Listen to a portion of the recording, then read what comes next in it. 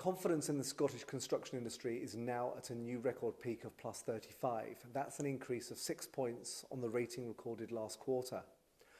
Scottish industry employers' confidence has now been rated positive for the last 8 quarters or the last 2 years in a row. It's encouraging that employers' confidence about their future prospects is continuing to improve.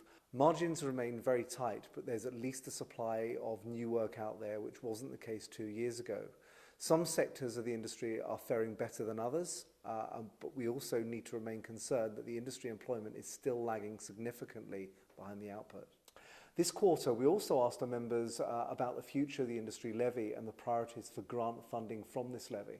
The industry levy is managed by the Construction Industry Training Board, or more commonly known as CITB.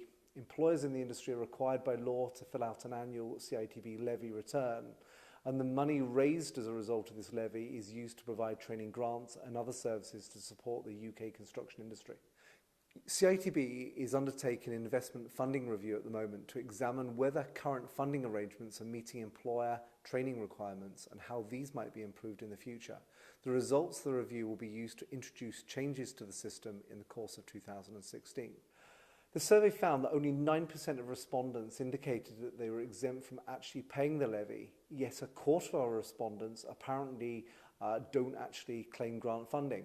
We therefore need to work closely with our member companies and CITB to better understand this discrepancy and to ensure that all of our members benefit from the system. According to the survey, our members think that apprenticeship should be at the top priority for future grant funding. Health and safety training emerged as the second priority. Technical or professional training came third. 60% of our respondents suggested that they would undertake further training if funding was better aligned with their training priorities. In order to close the gap between the number of companies paying the levy and the volume of companies claiming the grant in return, we do need to simplify the process of claiming funding and better align the spending with the training priorities of our members. It's good that employers think apprenticeship should be top priority for the investment of industry levy. Hopefully this will therefore add strength to CITB's arm in prioritising funding for apprenticeships as it implements the findings of its latest review.